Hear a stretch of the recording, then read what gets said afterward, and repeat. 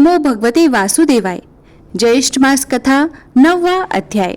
आज के अध्याय में हम सुनते हैं गौरी व्रत का आगे का महात्म्य। स्कंद जी कहने लगे कि हे ब्राह्मणों, इस विषय में मैं एक पवित्र और पाप नाशिनी कथा का वर्णन करता हूँ। इसके श्रवण मात्र से तुम्हारे सब संशय दूर हो जाएंगे।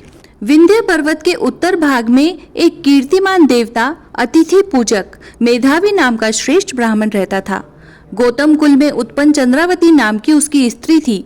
वह स्त्री पतिव्रत धर्म में परायण और पति सेवा में तत्पर रहा करती थी तथा गृह कर्म में लीन, सदा प्रिय वचन बोलने वाली थी। मेधावी नित्य कृषि कर्म करता था और ब्याज की वृत्ति को करता था, लेकिन बहुत दिनों तक संतान न होने के कारण वह मेधावी अत्यंत दुखी हो गया और अधिक चिंता होने के कारण वह स्मरण शक्तिहीन हो गया। निरंतर चिंतामान होने के कारण मेधावी को क्षय रोग हो गया।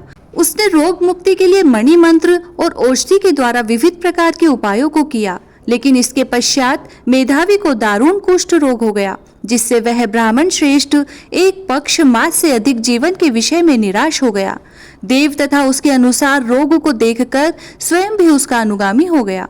मेधावी ब्राह्मण और उसकी स्त्री दोनों ही शीघ्र घर से निकलकर गंगा जी के तट पर चले गए और अपने हाथों से गंगा जी के तट पर तुलसी का वन लगाया और मेधावी की स्त्री ने अपने पति के साथ रहकर बहुत सारा समय व्यतीत किया। जब सब पापों का नाशक ज्येष्ठ मास आया और ज्येष्ठ मास के नियम व्रत करने से नारद ऋषि वहां स्वयं स्वेच्छा से आए, तब विधिवत नारद ऋषि को प्रणाम करके यथाविधि उनका पूजन किया तथा समग्र शोक मोह के कारण को भी निवेदन किया।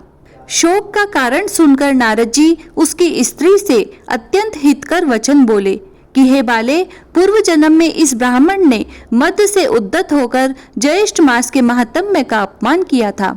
इसी पाप से मेधावी पीड़ित हो गया है, इसमें संशय नहीं है। तुम इस पाप दोष के निवारणार्थ ज्येष्ठ मास में व्रत करो, जो कि सुख सौभाग्य को देने वाला और गौरी नाम से विख्यात है। इस प्रकार नारद ऋषि के कहने पर दूरदर्शिनी ब्राह्मण पत्नी चंद्रावती ने व्रत को स्वीकार कर नारद जी का पूजन किया और उपदेशक नारद जी के चले जाने पर सुश्रोणी चंद्रावती ने पृथ्वी पर नारद मुनि के कथनानुसार भक्ति युक्त चित्त से व्रत को किया और व्रत के अनुष्ठान मात्र से मेधावी ब्राह्मणों में श्रेष्ठ हो गया। उसके पश्चात श्रेष्ठ उद्यापन कर्म कर ब्राह्मणों का पूजन किया और उनको तृप्त कर दिया। धन और अनेकों गोधन देकर अनेक विधि से पायस आदि से बहुत से ब्राह्मणों को भोजन कराया और स्त्री तथा बांधवों सहित व्रत का पारणा करके अपने घर आया। और मेधावी के घर आने पर पूर्ववासियों ने महान उत्सव मनाया। उस उत्सव में एकत्रित सुहृदय पूर्ववासियों के पूछने पर मेधावी ने सब समाचार कह सुनाया। उस समय इस महात्म्य के श्रवण से सब विस्मित हो गए और दूसरे वर्ष के आने पर दोनों ने पुत्र के निमित्त व्रत किया।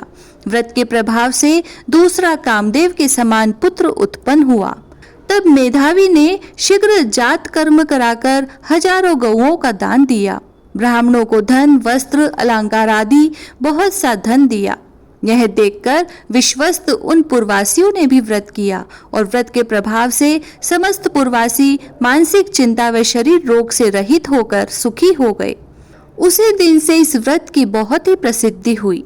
प्रथम इस व्रत को समर्थ श्री शिवजी ने पार्वती जी से कहा और मैंने परम श्रेष्ठ व्रत रहस्य को संक्षेप में तुम लोगों से कहा। श्री स्कंद जी के वचनों को सुनकर सब ऋषि प्रसन्न हो गए और स्कंद जी पर पुष्प वृष्टि करने लगे और जीवित रहो यह आशीर्वाद देने लगे।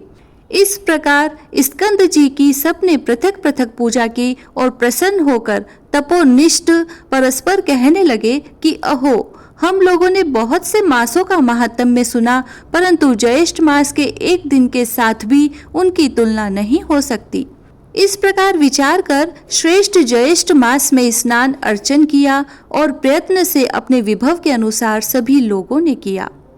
इति श्री ज्येष्ठ मास महात्म्य गौरी व्रत महात्म्य वर्णन 9वां अध्याय समाप्त हुआ।